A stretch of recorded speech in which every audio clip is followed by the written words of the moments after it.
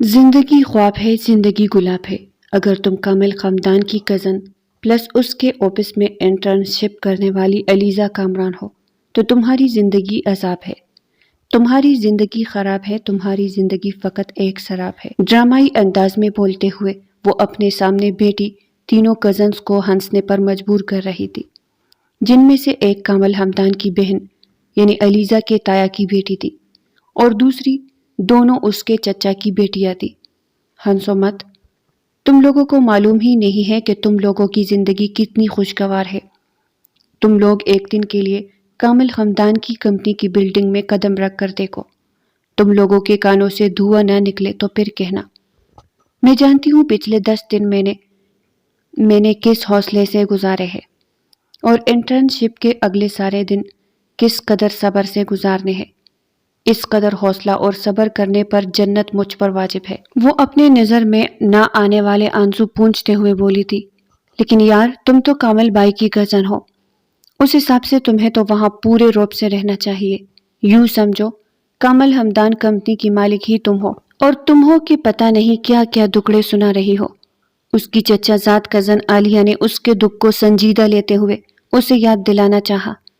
عالیہ بالکل صحیح کہہ رہی ہے علیزہ، کامل کی بہن رباب بھی عالیہ کی تائید میں بولی تھی۔ تم لوگوں کو معلوم نہیں وہ شخص وہاں مجھ سے ایسا رویہ رکھتا ہے جیسے میں اس کے دشمنوں کے قبیلے سے ہوں، اور یہ خود کو مالک سمجھنے والی بات تو نہ ہی کرو۔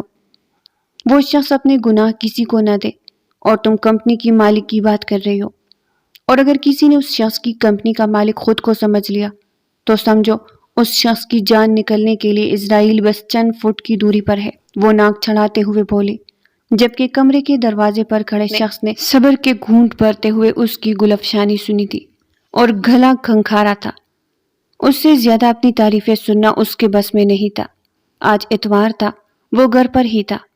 اب ایک دوست کی طرف جانے کا پروگرام بنایا تو اپنی پسندیدہ شرٹ نہ ملنے پر اس نے رباب کو بلانا چاہا تھا، جبکہ رباب کے کمرے میں چلتی گول میز کانفرنس نے اس کا آدھا خون تو جلا ہی دیا تھا۔ رباب، مجھے میری شرٹ نہیں مل رہی، اگر تم نے پاکستان کے اہم ترین مسائل پر مذاکرات کر لیے ہو تو آ کر میری شرٹ ڈھونڈ لو۔ وہ طنز کرتے ہوئے واپس کمرے کی جانب چل دیا تھا۔ انہوں نے سب سن لیا؟ علیزہ نے بڑی معصومیت سے ان تینوں سے پوچھا تھا۔ کہتی ہو تو ان سے پوچھ آتی ہوں، انہوں نے کیا کیا سنا، خود سے تکے لگانے کی کیا ضرورت ہے؟ چپل پہنتی رباب نے آسان حل پیش کیا تھا۔ ہاں، تاکہ نہیں بھی سنا تو اس سے پوچھ کر ثابت کرنا کہ اس کی برائیاں کی جا رہی تھی۔ علیزہ دانت پیستے ہوئے بولی، جبکہ رباب کندھے اچکاتے ہوئے باہر نکل گئی۔ دیکھو میری زندگی پہلے ہی مشکل ہے، ایسے میں اس شخص کا میرا باس ہونا جو کہ مجھے سخت زہر لگتا ہے، میری زندگی کو مزید مشکل کر چکا ہے۔ ہر دکھی شخص کو آزاد ملک کا آزادی شہری ہونے کے ناطے اس بات کا حق حاصل ہے کہ وہ اپنے دکھوں کا اظہار کر سکے۔ میں بھی وہی کر رہی تھی، میں اس شخص کی برائی بالکل بھی نہیں کر رہی تھی، وضاحت دیتے ہوئے بولی، اور ساتھ ہی چپل پہن کر کمرے سے غائب ہو گئی تھی۔ پیچھے عالیہ اور سعدیہ کا کہکہا کمرے میں گونجا۔ یہ جمال ہاؤس کا منظر تھا، جہاں جمال اکبر کے تینوں بیٹے رہائش پذیر تھی۔ جمال خود تو کافی عرصہ ہوا وفات پا چکے تھے، جبکہ ان اہلیہ کا انتقال ہوئے کافی عرصہ بیت چکا تھا۔ ان کے بیٹے سرکاری ملازمت کرتے تھے، جبکہ ان کی بیٹی نائمہ شادی کے بعد اپنے شوہر کے ساتھ لندن میں رہتی تھی۔ اللہ نے انہیں ایک بیٹے سے ہی نوازا تھا جس کا نام حریرہ تھا، جبکہ جمال اکبر کے بڑے بیٹے حمدان کی 2 اولادیں تھیں، کامل حمدان اور رباب حمدان۔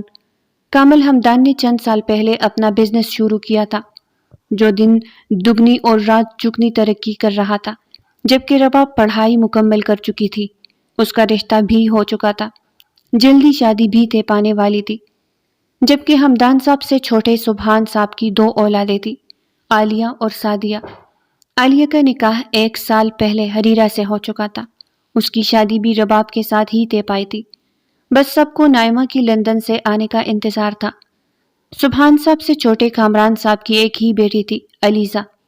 علیزہ کامران جمال ہاؤس کی رونق تھی، گھر کی سب سے زیادہ چھلبلی اور شوخ لڑکی جو زندگی کو بھرپور طریقے سے جینا جانتی تھی۔ گھر میں سب سے بڑا بیٹا کامل حمدان تھا جو سنجیدہ مزاج کا حامل تھا، گھر کی تمام لڑکیوں کو کامل سے کوئی زیادہ مسئلہ نہیں تھا، البتہ علیزہ کو اس سے صرف مسئلہ نہیں تھا بلکہ مسائل تھے جو بچپن سے چلے آ رہے تھے۔ جمال ہاؤس میں بڑوں سے لے کر بچوں تک سب کی آپس میں خوب بنتی، بس علیزہ کی کامل سے نہیں بنتی تھی۔ اس کے نزدیک وہ انسان نہیں بلکہ روبوٹ تھا جس میں کوئی جذبات نہیں تھے، جس کو پتہ ہی نہیں تھا ہنستے کیسے ہے، زندگی کیسے جیتے ہیں۔ جب سے اس نے کامل کا آفس جوائن کیا تھا تب سے اس کے لیے مزید نادر خیال پال لیے تھے۔ اب وہ کہتی تھی کہ وہ روبوٹ نہیں، کیونکہ روبوٹ تو حکم مانتے ہیں جبکہ وہ حکم دینا جانتا ہے بس۔ رات آدھی گزر چکی تھی جو وہ ٹی وی پہ کورین ڈرامہ دیکھنے میں مصروف تھی۔ بھوک کے احساس سے بستر سے نکلی۔ رات کا 1 بج رہا تھا، باہر کی ساری لائٹس آف تھی۔ وہ دھیرے سے کمرے کا دروازہ کھولتے ہوئے باہر نکلی تھی اور کچن کا رخ کیا۔ پھونک پھونک قدم رکھتے ہوئے وہ کسی کو بھی اپنے جاگنے کا پتہ چلنے نہیں دینا چاہتی تھی۔ جبکہ وہ کچن کے دروازے پر پہنچی تھی تو پہلے وہ کچن کی لائٹس جلتی دیکھ حیران ہوئی، مگر جب اندر داخل ہوئی تو سامنے کامل حمدان کو کافی بناتے دیکھ اس کا حلق تک کڑوا ہوا۔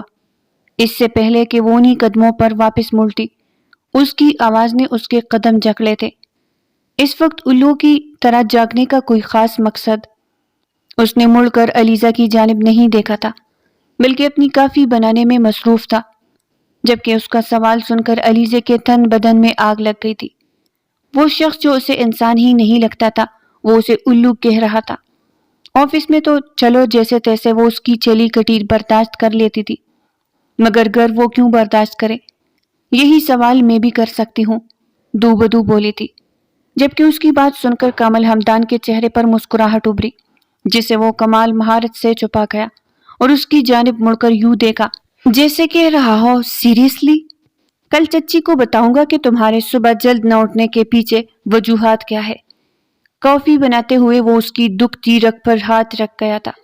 وہ جانتی تھی جس مزاج کی اس کی والدہ ماجدہ ہے انہوں نے اس کے روم میں ہی سونا شروع کر دینا تھا۔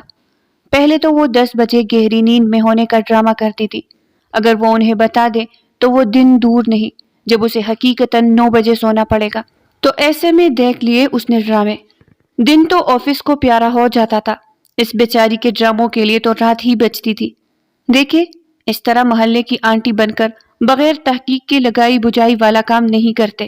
میں تو سو گئی تھی، وہ تو اب آنکھ کھلی، وہ بھی اس لیے کہ مجھے بھوک لگی تھی۔ اپنا غصہ ضبط کرتے ہوئے بڑے میٹھے انداز میں وضاحت دیتے ہوئے بولی۔ اس کی بات اور اس کا انداز دیکھ کر کامل کا دل کیا کہ وہ کھل کر کہا لگائے، صحیح بات ہے، ماننا پڑے گا، سچ کہہ رہی ہو کہ تم سو رہی تھی۔ وہ اس کی گردن میں ہیڈ فون اور ہاتھ میں موبائل دیکھ کر جس انداز میں بولا تھا اس کا دل کیا تھا کہ اس شخص کا سٹیکر بنا کر دیوار سے چپکا دے۔ یہ تو میں ریسیپی دیکھنے کے لیے لائی ہوں، وہ خواہ مخواہی وضاحت دیتے ہوئے موبائل اور ہیڈ فونز کی جانب اشارہ کرتے ہوئے بولی۔ ہاں، میں کیسے بھول گیا کہ تمہیں بیوقوف بنانے کے علاوہ کچھ نہیں آتا، پھر کچھ کھانے کے لیے بغیر ریسیپی دیکھے کیسے بناؤ گی؟ اس کی بات سن کر وہ فوراً سمجھ گئی تھی کہ وہ کس بات کا حوالہ دے رہا ہے۔ 3-4 دن پہلے اس نے اسے چند فائلیں دی تھی جس میں سے اسے غلطیاں ہائی لائٹ کرنی تھی۔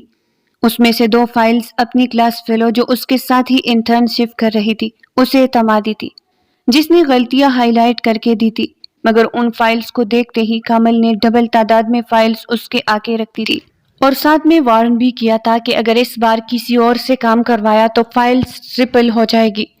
اس کے حوالے دینے پر وہ واقعہ یاد کرتے ہوئے اور پھر سے منہ کھولا تھا، دیکھے میں پروفیشنل بندی ہوں، گھر کے معاملات آفس میں ڈسکس کرنا اور آفس کے معاملات گھر میں ڈسکس کرنا میرے اصولوں کے خلاف ہے۔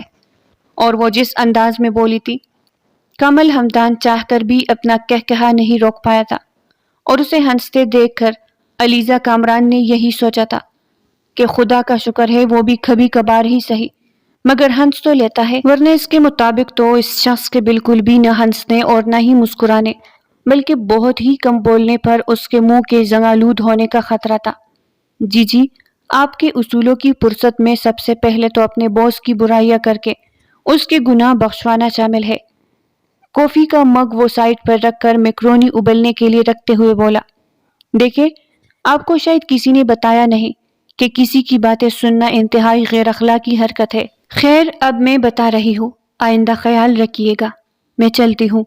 وہ کرسی دھکیلتے ہوئے اٹھی تھی۔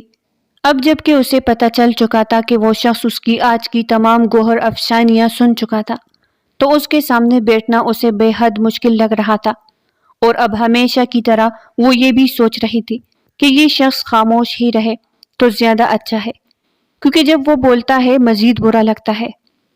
ادھر ہی بیٹھی رہو، چپ چاپ، اسے اٹھتا دیکھ کر وہ حکمی انداز میں بولا تھا، اور وہ وہی بیٹھتی چلی گئی تھی۔ سخت زہر لگتا تھا اسے اس شخص کا یوں حکم چلانا، اور اس سے زیادہ برا اسے تب لگتا ہے جب اس کی بات پر سب راضی ہوتے تھے۔ وہ خاموشی سے سبزیاں کاٹنے میں مصروف تھا۔ جب مزید چند منٹس تک یوں ہی خاموشی چھائی رہی تو علیزہ کو ہمیشہ کی طرح چبھنے لگی تھی۔ اب وہ بیٹھ ہی گئی تھی تو خاموش تو نہیں بیٹھ سکتی تھی، اس لیے خاموشی توڑتے ہوئے بولی، ویسے آپ کو پتا کیسے چلا کہ میں کچن میں آئی ہوں، جبکہ آپ کا چہرہ تو دوسری طرف تھا؟ مجھے تمہارے انداز سے پتہ چل جاتا ہے، کیونکہ گھر میں بلیوں کی طرح صرف تم ہی چلتی ہو، باقی سب انسانوں کی طرح چلتے ہیں۔ آپ کو میرا دماغ خراب کرنے کی کوئی رقم ملتی ہے یا پھر ثواب ملتا ہے؟ وہ تمام حساب بھلائے طاق رکھتے ہوئے تلملا کر بولی، لڑکی یہی بات میں بھی پوچھ سکتا ہوں، تمہاری طرف بہت سے حساب نکلتے ہیں، میرے کیونکہ تم دماغ خراب کرنے کے علاوہ بھی بہت کچھ خراب کرتی ہو۔ اسی ہفتے پر نظر ڈالو، کوئی ایک دن بھی تم نے خیر سے خالی نہیں جانے دیا۔ آج تم نے آفس میں ٹیبل پر پڑی ایک اہم ترین فائل پر پانی گرا کر اسے خراب کیا، کل لانچ میں مجھ سے ٹکرا کر میری پسندیدہ شرٹ پر کولڈ کافی گرا کر اسے خراب کیا، پرسوں ناشتے کی ٹیبل پر میرا موبائل گرا کر اس کی اسکرین کو خراب کیا، ترسوں میرا لیپ ٹاپ تم نے لیا اور اس سے ایسی چھیڑ چھاڑ کی کہ اس کی ونڈو کا سارا سسٹم خراب کیا۔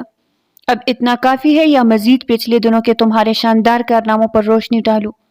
انتہائی سکون سے اسے نئے سرے سے بے سکون کرتے ہوئے بولا، دیکھیں میں انسان ہوں اور انسانوں سے ایسی چھوٹی موٹی غلطیاں ہوتی رہتی ہیں، انسانوں کو ان غلطیوں پر جج نہیں کیا کرتے۔ وہ ایسا سمجھانے والے انداز میں بولی، اس کی شاندار وضاحت پر وہ عش کر اٹھا، پھر انسانوں کو کس بنیاد پر جج کرنا چاہیے؟ ان کی خوبصورتی کی بنا پر یا ان کے کردار کی بنا پر؟ لیکن کردار دیکھے تو پھر وہی غلطیاں نظر آتی ہے۔ میکرونی پلیٹ میں ڈال کر اس کے آگے رکھتے ہوئے اس کا جواب سننا چاہتا تھا۔ انسانوں کو جج ہی نہیں کرنا چاہیے، بس اپنے کام سے کام رکھنا چاہیے تھا۔ اس نے قصہ ہی ختم کیا اور پلیٹ اپنی جانب کھسکائی۔ اس کا جواب سن کر وہ کھل کر مسکرایا تھا۔ وہ بالکل صحیح کہہ رہی تھی کہ اپنے کام سے کام رکھنا چاہیے۔ وہ خود بھی تو ایسی ہی تھی کہ گویا آگ لگے بستی میں، ہم ہے اپنی مستی میں۔ ویسے علیزہ تم مجھے کیوں جج کرتی ہو؟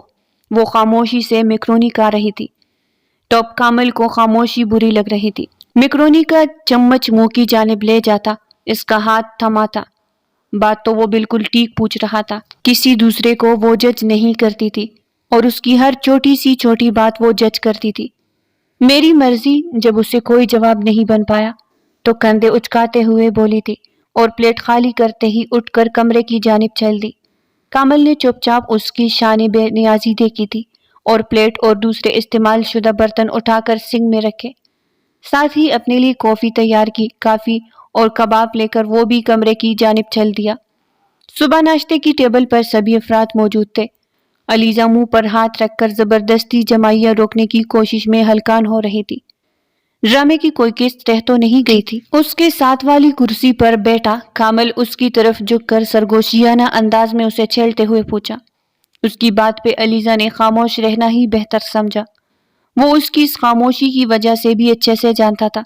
اس کی خاموشی کو دیکھتے ہوئے وہ بھی چپ چاپ ناشتہ کرنے لگا تھا۔ آج گھر کی تینوں خواتین شاپنگ کی منصوبہ بندی کر رہی تھی۔ کل کی فلائٹ سے نائمہ پپو پاکستان آ رہی تھی، جس کا مطلب تھا کہ بہت جلد شادی والا فریضہ بھی سر انجام دیا جائے گا۔ اس لیے گھر کی تمام خواتین شادی کی تیاریاں شروع کر چکی تھی۔ میں بھی آج آفس نہیں جاتی۔ بہت کوشش کے بعد بھی جب علیزہ سے چپ نہیں رہ گیا تو منمناتے ہوئے بولی، عزت سے آفس جاتی نظر آؤ ورنہ مجھے اپنی چپل اتارتے لمحہ نہیں لگے گا۔ شائستہ بیگم نے سخت لہجے میں کہا تھا۔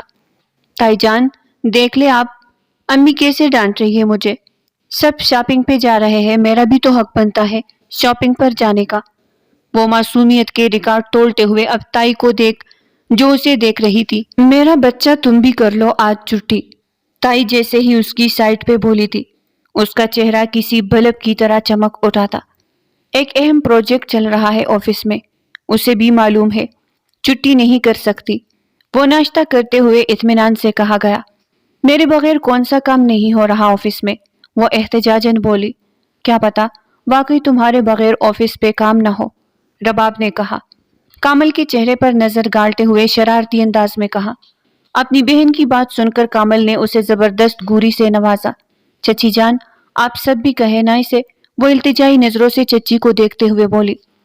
کامل آج اسے چھٹی کرنے دو، چچی نے کامل سے سفارش کی۔ تایا ابو آپ بھی کہے اسے۔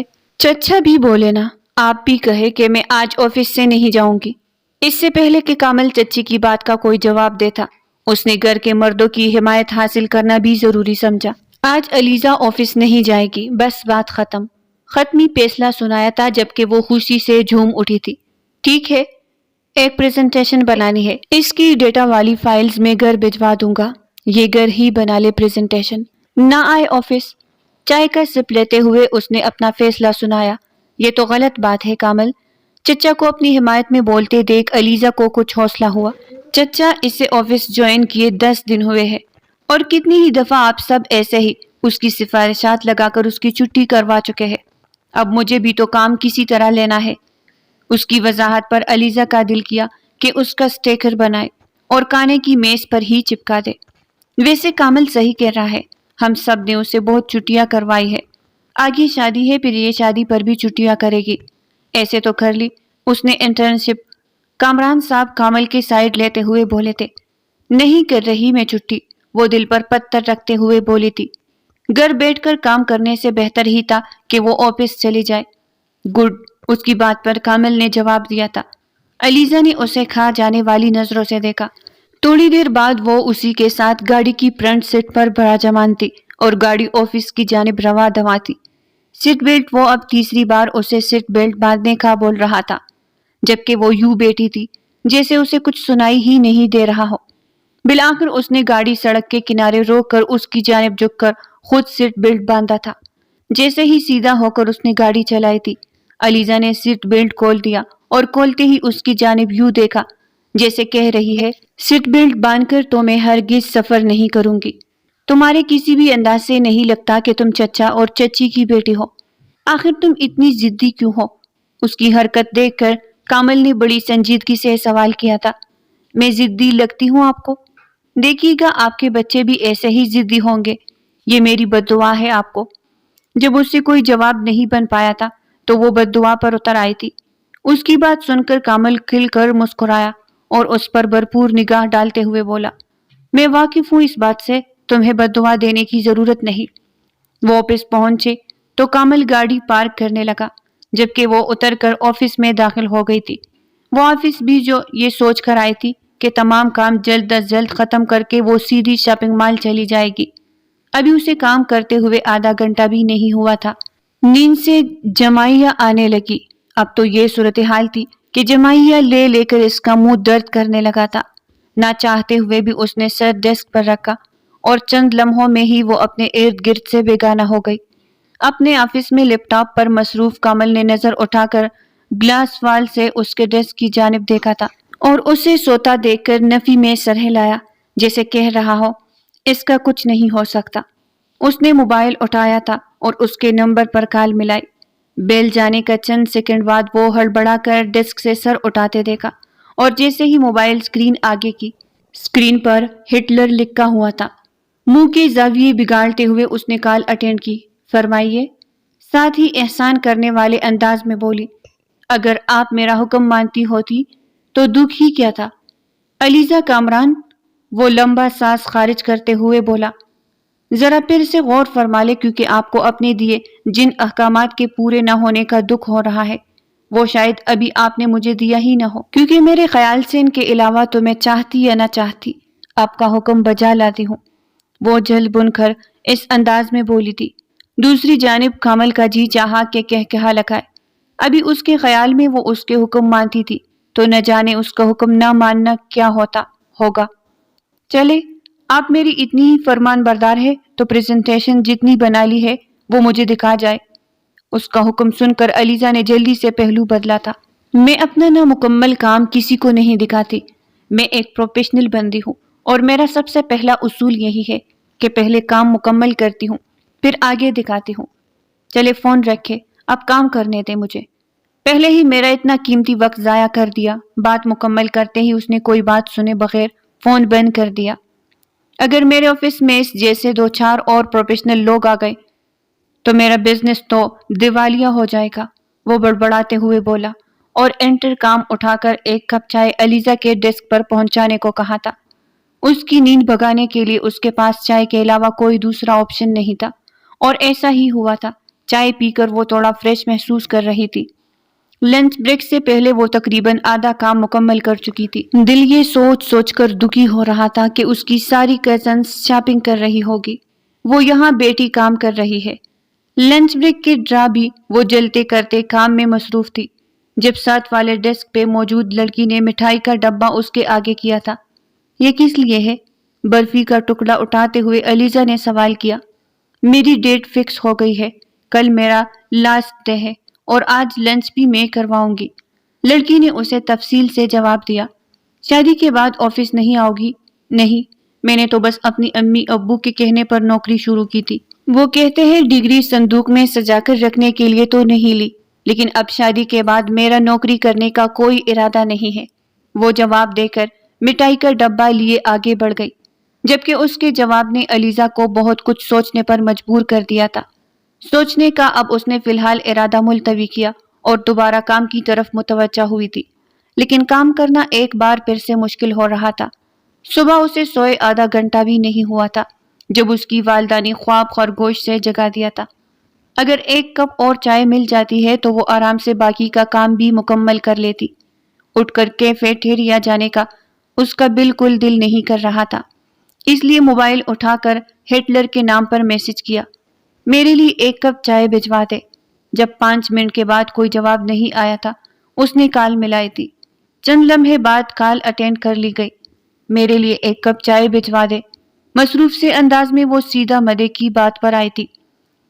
بھجواتا ہوں، اس کے جواب دیتے ہی مزید کوئی بات سنے بغیر اس نے کال کاٹ دی تھی۔ ابھی یہ بندی کہتی ہے کہ میں اس پر حکم چلاتا ہوں۔ موبائل سکرین کو دیکھتے ہوئے کامل نے خود کلامی کی۔ پہلے وہ اس کے لیے ایک کپ چائے کا بولنے لگا تھا، پھر ارادہ بدلتے ہوئے کال ملائی، اپنی چیزیں سمیٹ لو، گھر چلتے ہیں۔ کال اٹینڈ ہونے پر اس نے بولتے ہی کال کاٹ دی۔ اس کی بات سن کر علیزہ خوشی سے جھوم اٹھی۔ گاڑی میں بیٹھے اس نے کمل کو مخاطب کیا، آپ اتنے اچھے کب سے ہو گئے؟ روز اول سے اچھا ہوں، بس تم نے کبھی غور نہیں کیا، یا شاید میرے معاملے میں ویسے ہی تم نے آنکھوں پر پٹی باندھی ہوئی ہے، جو کچھ تمہیں نظر ہی نہیں آتا۔ ہاں، وہ ضرور دکھتا ہے جو میں بالکل وجود میں نہیں رکھتا، اور تم نے اسے اپنے دماغ میں فرض کر رکھا ہے، وہ اطمینان سے جواب دیتے ہوئے بولا۔ سیدھی بات کیا کرے، مجھے نہیں سمجھ آتی ایسی باتیں، وہ منہ بناتے ہوئے بولی۔ جلد ہی سیدھی بات کروں گا، کیونکہ میرا بھی یہی خیال ہے کہ تمہیں الفاظ کی زبان ہی سمجھ آئے گی، وہ کوئی موڑ کاٹتے ہوئے سنجیدگی سے بولا۔ مجھے تو فی الحال الفاظ والی بھی کچھ سمجھ نہیں آ رہی، وہ بھی منہ میں بڑبڑاتے ہوئے بولی۔ تمہیں کئی سالوں سے پیار والی زبان بھی سمجھ نہیں آ رہی۔ اس کی بڑبڑاہٹ سنتے ہوئے کمل خاموش نہیں رہ سکا۔ مجھ سے آج تک کسی نے پیار والی زبان میں بات ہی نہیں کی، تو پھر میں سمجھوں کیسے؟ تو کامل کا چہرہ دیکھ کر رہ گیا۔ لوگ کہتے ہیں جذبات سمجھنے کے لیے دل کا ہونا ضروری ہے، مگر تمہیں دیکھ کر میں کہتا ہوں کہ جذبات سمجھنے کے لیے بھی دل کا نہیں دماغ ہونا بھی ضروری ہے۔ اس کی بات پر کامل جل کر بولا تھا، جبکہ اس کی بات علیزہ نے سنی ہی نہیں تھی۔ وہ سٹ کی پوچھ سے سر ٹکائے سو گئی۔ کامل اس کی خاموشی پر نظریں پھیر کر اس کی جانب دیکھا گیا۔ ضروری تھا وہ اس لڑکی کو ہر وہ بات بول کر بتاتا، اسے بتاتا کہ وہ اس کے لیے کس قدر ضروری ہے۔ اسے لگتا تھا وہ اس کی پرواہ نہیں کرتا، جبکہ جتنی پرواہ، جتنا خیال وہ اس کا رکھتا تھا، اتنا تو اس نے آج تک خود کا بھی نہیں رکھا تھا۔ اسے لگتا تھا وہ ہنستا نہیں ہے، مسکراتا نہیں ہے، جبکہ وہ ساتھ ہوتی تھی تو مسکراہٹ اس کے ہونٹوں سے جدا ہی نہیں ہوتی تھی۔ وہ بے وجہ باتوں پر بھی کہکہا لگاتا تھا۔ کون سا جذبہ تھا جو وہ اس لڑکی کے لیے محسوس نہیں کرتا تھا؟ کبھی وہ اس کی باتوں پر مسکراتا تھا، کبھی جنجلا جاتا تھا، مگر اسے وہ بری کبھی بھی نہیں لگی تھی۔ وہ کہتی تھی وہ اس پر ہمیشہ غصہ کرتا ہے، جبکہ اسے آج تک اس لڑکی پر کبھی غصہ آیا ہی نہیں تھا۔ وہ جتنی توجہ اور پیار سے اس کی بات سنتا ہے، اس سے بات کرتا تھا، اتنی توجہ تو اس نے کسی کو نہیں دی تھی۔ اب تو یہ بات گھر والے بھی محسوس کرنے لگے تھے، مگر جس کے لیے وہ سب کچھ محسوس کرتا تھا، بس وہی محسوس نہیں کرتی تھی۔ اسے یاد نہیں آتا تھا وہ کب اس کے لیے اس قدر ضروری ہو گئی، مگر وہ جانتا تھا اس لڑکی کے بغیر جینے کا تصور بھی محال تھا۔ وہ اس لڑکی کی غیر موجودگی سے اس کی مسکراہٹ چھین لینے کا اختیار رکھتی تھی، اور ایک وہ تھی جو اس کے بارے میں پتہ نہیں کون کون سی بدگمانیاں پالے بیٹھی تھی۔ علیزہ اٹھو، گھر آ گیا ہے۔ گاڑی پرائج میں کھڑی کرتے اس نے علیزہ کو اٹھایا تو وہ شکر کرتی بولی کہ شکر ہے، اب میں سکون سے سو گی۔ وہ گاڑی سے نکلی، پہلے تم ظہر کی نماز پڑھو گی پھر سوگی، اگر اب سو گئی تو ظہر قضا ہو جائے گی، پہلے ہی وقت کم رہتا ہے۔ گاڑی لوک کرتے ہوئے وہ بھی اس کے پیچھے چلتے ہوئے بولا۔ وہ اندر داخل ہوئے تو ہر طرف خاموشی کا راج تھا، جس کا مطلب تھا گھر کی سبھی خواتین شاپنگ پر جا چکی ہے۔ اپنے روم میں جا کر بیڈ پر گرنے والے انداز میں لیٹی تھی۔ چند منٹ یوں ہی لیٹے رہنے کے بعد وہ ظہر کی نماز ادا کرنے کے لیے اٹھ کھڑی ہوئی۔ نماز پڑھ کر اس نے دعا مانگی اور ساتھ ہی بھوک کو شدت سے محسوس کیا۔ کچھ کھانے کے لیے اس نے کچن میں جانے کی بجائے کمل کے کمرے کا رخ کیا۔ ملازمہ کے ہاتھ کا بنا کھانا اسے پسند نہیں آتا تھا۔ اس وقت گھر میں کامل کے سوا کوئی نہیں تھا۔ کامل سے سارے اختلافات ایک طرف، مگر وہ اس کے کھانے کی فین تھی۔ سر پر دوپٹہ ہنوز حجاب کے سٹائل میں ہی لیا ہوا تھا، جیسے نماز کے لیے لیا تھا۔ دروازہ کھلا دیکھ کر وہ دستک کیے بغیر اندر داخل ہوئی۔ جب وہ دعا مانگنے میں مصروف تھا، وہ بیڈ کے کنارے ٹک گئی، اس کو دعا مانگتے ہوئے دیکھ رہی تھی۔ اس کی آنکھوں کو یہ منظر اتنا حسین لگا کہ ایک دم بھوک اور نیند کہیں دور جا سوئی۔ وہ دعا مانگ کر فارغ ہوا تھا اور اسے بیڈ پر بیٹھے حیران ہوا۔ تم کب آئی؟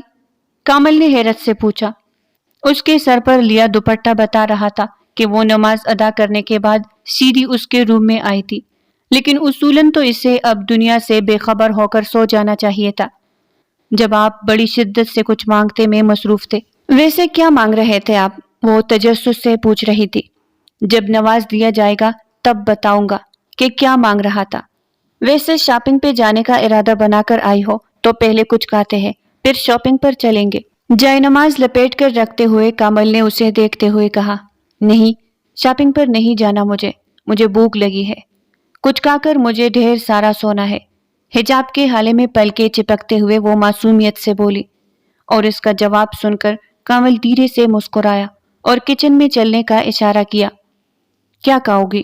شرٹ کے بازو فولڈ کر کے وہ ایپرن باندھتے ہوئے پوچھ رہا تھا۔ بریانی، وہ ایک لفظی جواب دیتے ہوئے چہرہ ہاتھوں کے پیالوں میں ٹکاتے ہوئے بولی۔ بریانی ٹائم لیتی ہے، پھر بھوک کا شور نہ مچانا۔ اس کی فرمائش پر وہ ماتھے پر کوئی پھل لائے بغیر بولا تھا۔ وہ اس بات میں سر ہلاتے ہوئے خاموش رہی۔ نیند آ رہی ہے؟ اسے خاموش دیکھ کر کامل نے پوچھا۔ نیند آ رہی ہے، لیکن بھوک کی وجہ سے نیند نہیں آ رہی، اس نے معصومیت سے جواب دیا۔ تو تمہیں کون کہتا ہے ساری رات جا کر تم ڈرامے دیکھو؟ کتنی بار تمہیں سمجھایا ہے کہ اپنی زندگی کو ایک ترتیب سے لے کر چلتے ہیں۔ زندگی اس لیے تو نہیں ملی کہ تم اس ڈرامے فلمیں دیکھتے ہوئے گزار دو۔ تم سے روٹین سیٹ نہیں ہو سکی تو تمہیں شیڈول بنا کے دیا، تم وہ شیڈول بھی فالو نہیں کر سکی۔ سکون اور نیند کے لیے رات بنائی گئی ہے۔ جب تم قدرت کے شیڈول فالو نہیں کرو گی، نماز کے لیے وقت نہیں نکال سکو گی، قرآن کو ٹائم نہیں دے سکو گی، تو دل و دماغ پر بے سکونی تو چانی ہی ہے۔ وہ اسے سمجھاتے ہوئے بول رہا تھا، اور پہلی بار وہ خاموشی سے اس کی بات سن رہی تھی۔ آج وہ سمجھاتے ہوئے اسے ہمیشہ کی طرح برا نہیں لگ رہا تھا۔ میں کوشش تو کرتی ہوں۔ پہلی بار وہ اس پر جوابی حملہ کرنے کی بجائے وضاحت دیتے ہوئے بولی۔ کوشش کرتی ہو مگر اس کوشش پر قائم نہیں رہتی، اور کوشش پر قائم کیسے رہا جاتا ہے؟ اس کی بات پر چڑھانے کی بجائے اسے سوال کر رہی تھی، اور کامل کو وہ اپنے رویے سے آج حیران کر رہی تھی۔ بار بار کوشش کر کے اس نے سادہ سا جواب دیا، ہاں، شاید میں کبھی کوشش پر قائم نہیں رہ پائی. میں ایک بار کوشش کرتی ہوں، جب ناکام ہو جاتی ہوں تو ہمت ہار کر بیٹھ جاتی ہوں. مگر اب سیکھ جاؤں گی. کوشش پر قائم رہنا بھی کوشش پر قائم رہنا سیکھو گی تو کامیاب بھی ہو جاؤ گی. بریانی کو دم لگاتے ہوئے وہ سلاد بنانے کی تیاری کرتے ہوئے بولا. علیزہ اسے کمال مہارت سے سب کرتے ہوئے دیکھ رہی تھی. سبھی خواتین جب شاپنگ کر کے گھر لوٹی تھی تو علیزہ خواب خرگوش کے مزے لے رہی تھی. گھر آتے ہی تینوں لڑکیوں نے اس کی نیند کی پرواہ کیے بغیر اپنی شاپنگ کا سبھی سامان اٹھا کر اس کے کمرے میں بیچ دیا. علیزہ اٹھو، دیکھو ہم کیا کیا سامان لائے ہیں. رباب نے اسے کندھے سے جھنجھوڑ کر جگاتے ہوئے کہا تھا. وہ آنکھیں ملتے ہوئے اٹھ بیٹھی اور سارا سامان دیکھنے لگی. ساتھ ہی اس کے تبصرے بھی شروع ہو چکے تھے. جب وہ تمام شاپنگ دیکھ چکی تھی تو اس نے انہیں اپنی آج کی سوچ سے آگاہ کیا تھا. میں سوچ رہی ہوں کہ میں بھی شادی کر لوں. اس کی بات سن کر سامان سمیٹتے ہوئے ان تینوں نے ہاتھ روک کر اسے دیکھا.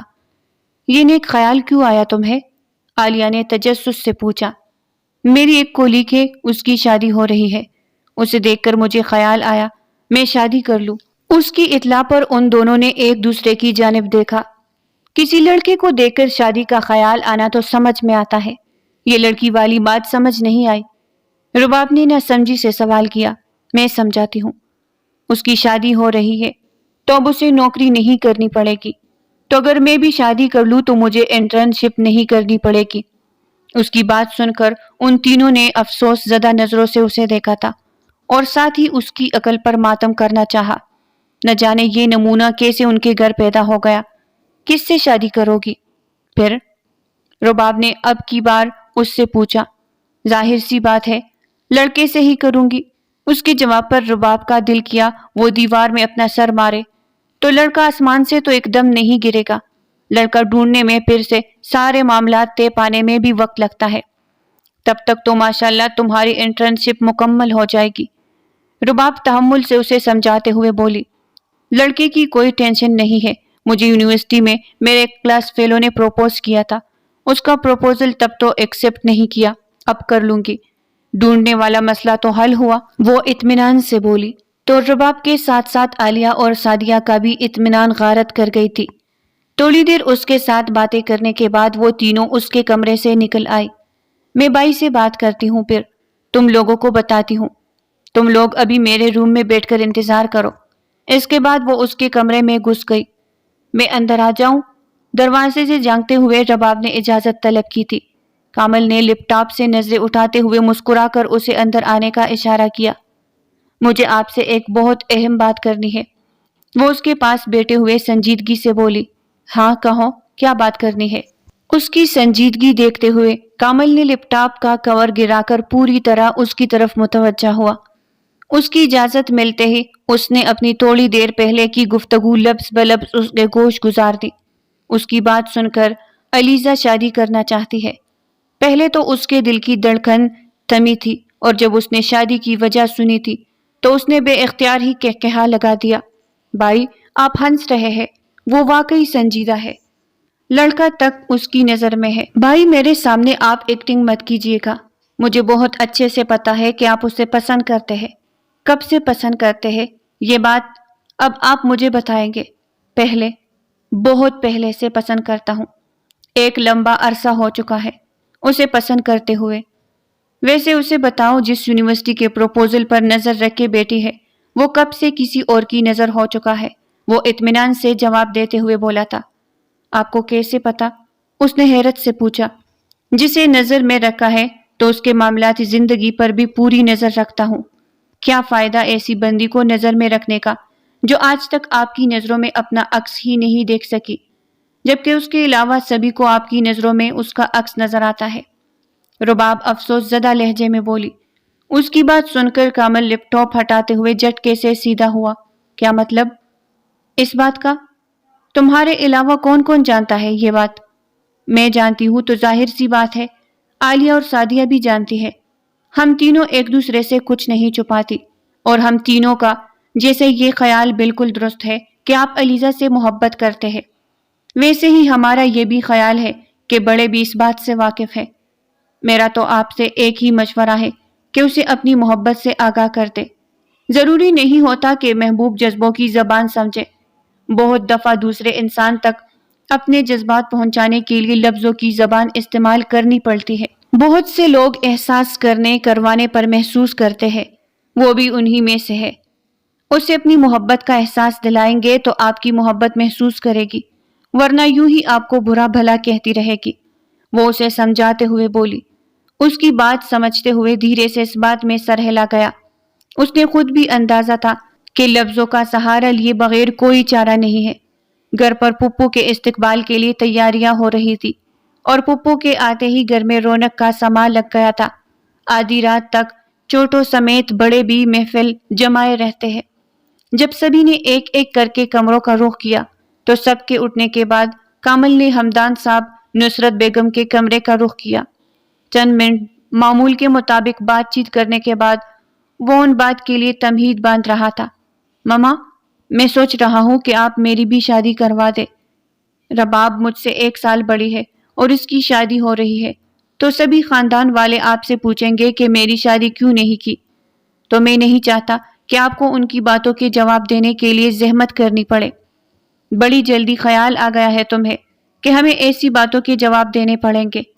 کچھ عرصہ پہلے جب ہم کہتے رہے تب تو تم شادی کے لیے مان نہیں رہے تھے، اب کیا لڑکی مان گئی ہے جو اتنی جلدی تیار ہو گئے ہو؟ نصرت بیگم نے اپنے برخوردار کو گہری نظروں سے دیکھتے ہوئے سوال کیا۔ ابھی تک تو بات ہی نہیں کی، اب کروں گا۔ اگر مان گئی تو ٹھیک، ورنہ نکاح کے لیے آپ منا لے، رخصتی کے لیے میں خود منا لوں گا۔ وہ سر کو جھکاتے ہوئے مسکراہٹ دبا کر بولا۔ جب سے تم اس سے محبت کرتے ہو وہ اس سے بہت پہلے سے تم سے چڑھتی ہے۔ جانتے ہو نا کتنے نادر خیالات ہیں اس کے تمہارے بارے میں۔ ہمدان صاحب کی بات پر کامل نے حیرت سے سر اٹھایا۔ اس نے انہیں ابھی لڑکی کے بارے میں کچھ بتایا نہیں تھا، پھر انہیں کیسے پتہ چل گیا؟ وہ علیزہ کی بات کر رہا تھا اور پھر یہ بھی کیسے جان گئے کہ وہ اس سے کب سے محبت کرتا ہے؟ جنہوں نے ہاتھ پکڑ کر قدم اٹھانا سکھایا ہوتا ہے انہیں اچھے سے معلوم ہوتا ہے کہ اس کی اولاد کے قدم کس سمت اٹھ رہے ہیں۔ اولاد ماں باپ سے کچھ چھپانے کی جتنی کوشش کیوں نہ کر لے، ماں باپ سے کچھ نہیں چھپ سکتا۔ ہمیں تب سے یہ بات معلوم ہے جب شاید تمہیں خود بھی ادراک نہیں ہوا تھا کہ تم اس سے محبت کرتے ہو۔ اس کی حیرت دیکھتے ہوئے ہمدان صاحب بولے۔ ہم بڑوں کے درمیان پہلے ہی بات طے ہو چکی ہوئی، بس تمہاری اقرار کا انتظار تھا۔ لیکن اب تم بھی اقرار کر چکے ہو تو لگے ہاتھوں تمہارا بھی نکاح کروا ہی دیتے ہیں۔ بولو منظور ہے؟ نصرت بیگم کے کہنے پر وہ حیرت سے اب ان کا چہرہ دیکھنے لگا تھا۔ اسے اندازہ نہیں تھا کہ سب کچھ ایسے ہی بات کرنے سے بھی ممکن ہو جائے گا، اور اب جب سب طے پا ہی گیا تھا تو اس نے اس بات میں سر ہلاتے ہوئے منظوری دے دی۔ پھر تھوڑی دیر بات کرنے کے بعد وہ اٹھ کر جانے لگا۔ اس کے قدموں میں عجیب سی سرشاری تھی۔ ابھی وہ کمرے کے دروازے پر ہی پہنچا تھا کہ اسے سیڑھیوں پر کوئی سایہ سا محسوس ہوا۔ اپنے کمرے میں جانے کا ارادہ ترک کر کے کامل دبے پاؤں سیڑھیوں کی جانب بڑھا۔ جب وہ چھت پر پہنچا تو چاند کی مدھم روشنی میں کوئی اسے ٹیرس پر کھڑا نظر آیا۔ وہ تعجب زدہ ہو کر دبے پاؤں چلتے ہوئے جب اس وجود کے پیچھے پہنچا تو اسی وقت اس وجود نے بھی رخ موڑا تھا۔ اس سے پہلے کہ مدھم چاند کی روشنی میں اسے کوئی ہوائی مخلوق سمجھتے ہوئے مقابل کے منہ سے چیخ نکلتی، کامل نے سختی سے اس کے منہ پر ہاتھ رکھا تھا۔ وہ اس کے ملتے ہی پہچان چکا تھا کہ وہ علیزہ ہے۔ کیا کر رہی ہو پاگل لڑکی؟ چیخ مار کر پورے گھر کو ڈرانے کا ارادہ ہے کیا؟ وہ ہنوز اس کے منہ پر ہتھیلی جمائے ماتھے پر ہلکے سے بل ڈال کر نرم لہجے میں پوچھ رہا۔ چاند کی روشنی میں پہلی بار علیزہ نے اسے قریب سے دیکھا تھا۔ چہرے کے جاذب نظر، نین نقش کے ساتھ ماتھے پر بکھرے بال، آنکھوں میں ہلکی سی سرخی لیے وہ مقابل کے دل کی دنیا ہلا گیا۔ اس ٹائم یہاں کیا کر رہی ہو؟ وہ اپنی ہتھیلی ہٹاتے ہوئے بغیر پوچھ رہا تھا۔ اس کا سوال سن کر علیزہ نے دھڑکتے دل کے ساتھ آنکھوں سے اس کی ہتھیلی کی طرف دیکھا کہ ہاتھ ہٹاؤ گے تو کچھ بولو گی۔ اوہ سوری۔ وہ ہاتھ ہٹاتے ہوئے فوراً پیچھے ہوا۔ میرا دل کیا تھا کہ چھت پر آنے کے لیے تو آ گئی۔ وہ دل کی دھڑکن پر قابو پانے کی کوشش کرتے ہوئے مدھم لہجے میں بولی۔ ایک تو تمہارا دل ہر وقت الٹی سیدھی پٹیاں پڑھاتا ہے تمہیں۔ رات کے 2 بج رہے ہیں، اب یہ کوئی وقت ہے چھت پر آنے کا؟ وہ ٹیرس پر پڑی کرسیوں میں سے ایک کرسی پر بیٹھے ہوئے بولا تھا۔ علیزہ نے کوئی جواب نہ دیا اور ساتھ والی کرسی پر بیٹھ گئی۔ اس ایک لمحے میں نہ جانے کیا ہو گیا تھا کہ نظر بار بار اس کی جانب اٹھ رہی تھی۔ اسے نظر بھر کر دیکھنے کا حوصلہ بھی نہیں ہو رہا تھا۔ دل کی دھڑکن تھی کہ بڑھے ہی جا رہی تھی۔ وہ اس کے جملے پر بھی غور نہیں کر پائی تھی، نہیں سمجھ سکی تھی کہ اس نے کیا کہا۔ اسے خاموش پا کر کامل نے اس کی طرف دیکھا۔ چاند کی مدھم روشنی میں اس کے ناک کی لونگ چمکتے ہوئے اسے مزید حسین بنا رہی تھی۔ کامل نے رخ موڑ لیا۔ چند منٹ تک ان دونوں کے درمیان خاموشی حائل رہی۔ اب پھر نہیں سوئی ہو؟ کل آفس میں پھر سے تمہیں شدید نیند آئے گی۔ اس کی خاموشی کو توڑنے کے لیے کامل نے اسے بولنے پر اکسایا تھا، جبکہ اس کی بات سن کر بھی علیزہ خاموش بیٹھی رہی اور اپنے دل کی صورتحال کو سمجھنے کی کوشش کر رہی تھی۔ کیا ہو گیا ہے؟ گونگے کا گل تو نہیں کھا لیا علیزہ کامران؟ اور اتنی خاموشی؟ پھر اس پر تضاد یہ کہ وہ مجھ پر جوابی حملہ نہ کرے، یہ تو ناممکن سی بات ہے۔ وہ اس کے دل کی حالت سے انجان تعجب سا پوچھ رہا تھا۔ میں چلتی ہوں، مجھے اب سونا چاہیے۔ وہ ایک جھٹکے سے کرسی سے اٹھی تھی اور اس سے پہلے کہ وہ آگے بڑھتی کامل نے تیزی سے اس کی کلائی پکڑی۔ کیا بات ہے؟ تم ٹھیک ہو؟ اس کی خاموشی اور یوں اچانک اٹھ کر جانے پر وہ پریشان ہوا، جلدی سے اس کو روکنے کی کوشش کی۔ وہ اس قدر خاموش رہنے والی تو ہرگز نہیں تھی، اور پھر اس کا اچانک اٹھ کر جانا اسے صحیح معنوں میں پریشان کر گیا۔ علیزہ نے مڑ کر اس کے ہاتھ میں جکڑی اپنی کلائی دیکھی تھی اور اس کے چہرے پر پھیلا تفکر۔ پہلی بار اس نے کامل ہمدان کے لہجے میں اپنے لیے کچھ محسوس کیا تھا، خواہ وہ صرف پریشانی ہی کیوں نہ تھی، اور شاید یہ اس لیے ممکن ہوا تھا کہ چند لمحے پہلے اس کے دل کی سرزمین پر کچھ ایسے جذبوں نے قدم رکھا تھا جو بہت عرصے سے کامل کے دل کے مکین تھے۔ میں ٹھیک ہوں، وہ دھیمے لہجے میں کلائی چھڑانے کی کوشش کرتے ہوئے بولی تھی، جبکہ دل تاکہ باہر نکلنے کو تھا۔ کچھ تو ہوا ہے، تم اتنی خاموش پہلے تو نہیں رہی تھی، اور نہ ہی کبھی تم چھت پر آ کر یوں بے مقصد کھڑی ہوئی ہو۔ اس کی کلائی کو کھینچ کر اسے زبردستی کرسی پر بٹھاتے ہوئے پوچھ رہا تھا، اور ساتھ ہی کلائی چھوڑ دی۔ علیزہ نے مقصد والی بات پر لب وا کرتے ہوئے اسے اپنا مقصد بتانا چاہا کہ ذہن نے اس کی حرکت کو کنٹرول کیا تھا۔ اسے یاد آیا تھا کہ وہ بے مقصد ہی چھت پر آئی تھی، اور پھر اس بات پر ادراک ہونے پر کہ آنے کے بعد وہ کامل ہمدان کے بارے میں سوچ رہی تھی۔ وہ ششدر رہ گئی، وہ اس کے بارے میں کیوں سوچ رہی تھی؟ نہ جانے اس لمحے میں کیا تھا کہ اسے جب سے دعا مانگتے دیکھا تھا، اس کے بعد اسے محسوس ہو رہا تھا کہ آج تک جو بھی اس کے بارے میں سوچتی رہی ہے وہ صرف اس کی سوچ ہی تھی، حقیقت اس سے کافی الگ تھی۔ وہ اب لمحہ گزرا تھا، اس کے بعد تو اسے اس شخص کے قبضے سے دل کی سرزمین کو آزاد کروانا اس کے لیے ناممکن ہو گیا تھا۔ کوئی بات پریشان کر رہی ہے علیزہ؟ وہ اس کو ہنوز خاموش دیکھ کر پریشانی سے پوچھ رہا تھا۔ نہیں، کوئی بات نہیں ہے، میں جاؤں؟ اسے جواب دے کر وہ اسے جانے کی اجازت مانگ رہی تھی۔ یہ کب سے ہوا تھا کہ وہ اسے اجازت مانگ رہی تھی؟ پھر اس کے ذہن میں خیال ابھرا تھا کہ شاید وہ اس لیے پوچھ رہی ہو کہ کیونکہ اس کے جانے پر وہ اس کی کلائی تام کر روک چکا تھا۔ اگر میں روکوں تو کیا تم رک جاؤ گی؟ نہ جانے وہ کس خیال کے تحت پوچھ رہا تھا۔ وہ اس کی بات سن کر کرتے ہوئے کرسی سے ٹیک لگا کر بیٹھ گئی۔ وہ کچھ نہیں بولی تھی، مگر اس کے انداز سے بول رہا تھا کہ وہ اس کی بات مان چکی ہے۔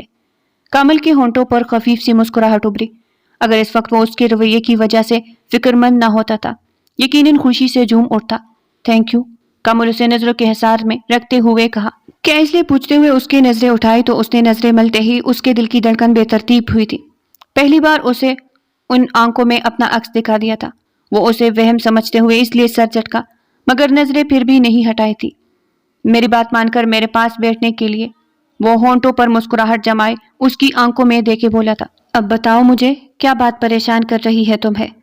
ایک تو وہ اس قدر محبت اور نرمی سے پوچھ رہا تھا، دوسرا وہ اپنے مزاج کے مطابق کوئی بات زیادہ دیر چھپا بھی نہیں سکتی تھی۔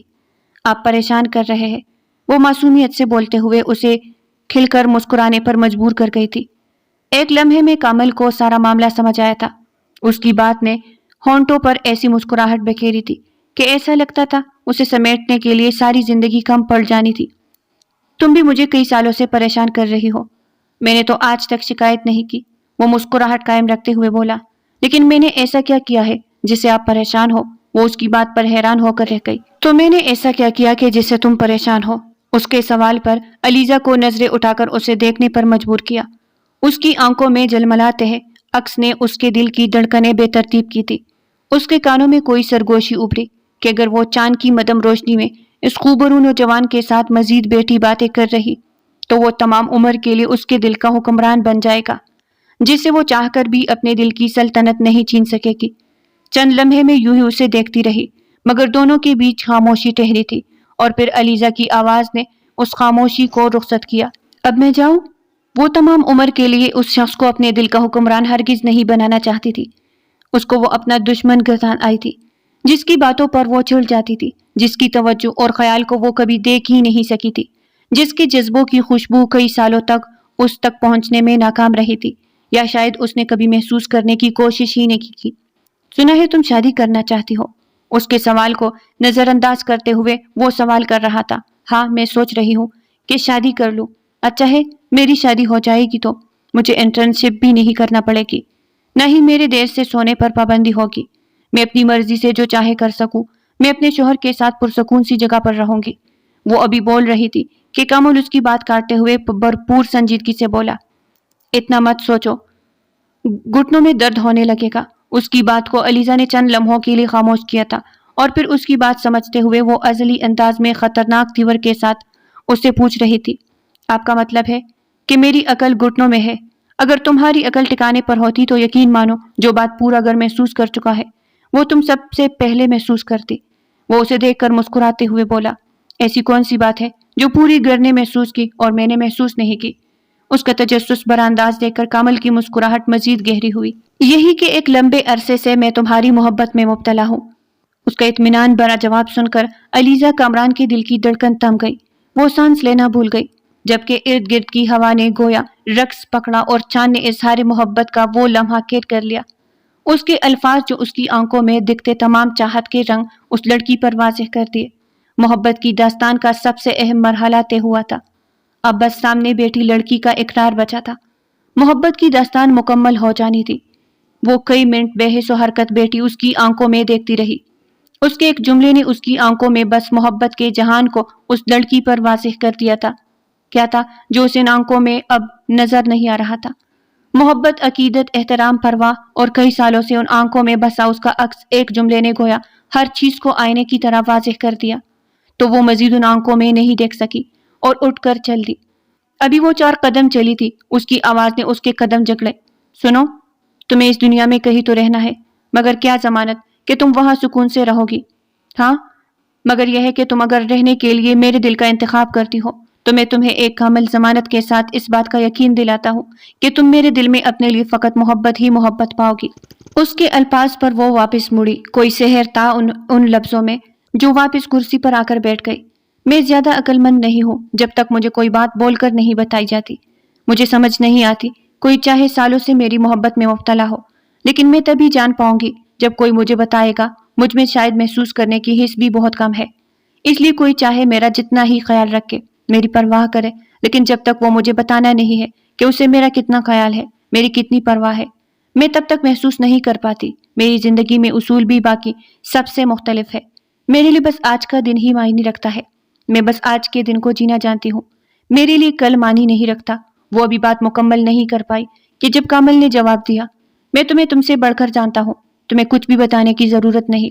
وہ نرمی سے اس کی جانب دیکھ رہا تھا، لیکن میں آپ کے بارے میں جو کچھ جانے کے دعوے دار تھی وہ سب غلط نکلا۔ وہ اس کی جانب دیکھتے ہوئے اس قدر معصومیت سے بولی کہ کامل اس کی معصومیت پر قربان ہونے والے انداز میں مسکرا دیا تھا۔ شادی کرو گی مجھ سے؟ وہ کرسی سے اٹھ کر گھٹنے کے بل جھکتے ہوئے اس کے سامنے ہتھیلی پہ لائے پوچھ رہا تھا۔ میں روزانہ آفس نہیں جاؤں گی۔ وہ علیزہ کامران تھی، دل کے بغاوت کرنے کے باوجود اپنی زندگی کو اپنے مطابق جینے پر ترجیح دینے والی من پسند شخص اپنی جگہ اور من پسند زندگی اپنی جگہ، وہ دونوں کو یکجا چاہتی تھی، اس لیے اپنے نکات پیش کر رہی تھی۔ آفس ہی تمہارا ہے، جب دل کرے جاؤ، جب دل کرے نہ جاؤ، وہ اس کا مان بڑھاتے ہوئے بولا۔ اس کی جان مانگتی کی خواہش بھی کامل خاندان کے سر آنکھوں پر، یہ تو پھر اس کی چھوٹی چھوٹی خواہشیں تھی۔ مجھے کچھ بھی بنانا نہیں آتا، تو مجھے جب کچھ کھانا ہوگا پہلے کی طرح آپ بنا کر دیں گے۔ میرے کوکنگ نہ کرنے پر طنز بھی نہیں کریں گے۔ تم پر طنز کر سکتا ہوں میں؟ وہ کوئی وعدہ کرنے کی بجائے اسے سوال کر گیا، اور اس کے سوال پر وہ نفی میں سر ہلا گئی۔ وہ شخص واقعی اس پر کبھی طنز نہیں کر سکتا تھا۔ مجھے کچھ بھی ٹھیک سے نہیں آتا، تمہیں میں اچھے سے جانتا ہوں، تمہاری ہر عادت کو، تمہاری ہر اچائی کو، ہر برائی کو، میں تمہارے مزاج کو، کہ ان رنگوں سے بھی واقف ہوں جن سے تم خود بھی واقف نہیں۔ لیکن پھر بھی مجھے تم چاہیے، کیونکہ تم اپنی ہر اچھائی برائی کے ساتھ مجھے قبول ہو، اور تم پر طنز کرنے کا یا تمہیں برا بھلا کہنے کا میں سوچ بھی کیسے سکتا ہوں؟ تم تو میرے دل کی دنیا میں آباد ہو، جہاں میرا دل تمہارے خلاف ایک لفظ بھی نہیں سنتا۔ تم چاہے جو بھی کرو، اچھا یا برا، لیکن تم مجھے ہمیشہ اپنے ساتھ پاؤ گی۔ تمہیں چھوڑنا زندگی چھوڑ دینے کے مترادف ہے۔ وہ اس کے سامنے گھٹنوں کے بل بیٹھے نرمی سے بول رہا تھا۔ پکی بات ہے، وہ تھوڑی مشکوک نظروں سے دیکھتے ہوئے اسے کہا لگانے پر مجبور کر گئی۔ علیزہ کامران نے دل پر ہاتھ رکھا تھا، جس نے اس کی گواہی دی تھی کہ اس کے سامنے بیٹھے شخص کو ہنستے دیکھنا دنیا کا سب سے خوبصورت منظر ہے۔ اور پھر اس نے اس کی پھیلائی ہوئی ہاتھ پر ہاتھ رکھا تھا۔ وہ سامنے بیٹھے شخص کو لگا کر اسے سارے جہان کی دولت مل گئی۔ اس کی شدت سے مانگی دعا کو قبولیت کا درجہ مل گیا۔ اسے نواز دیا گیا جو ازل سے اس کے دل کی مکین تھی، وہی ابد تک کے لیے اس کے گھر کی مکین بننے والی تھی۔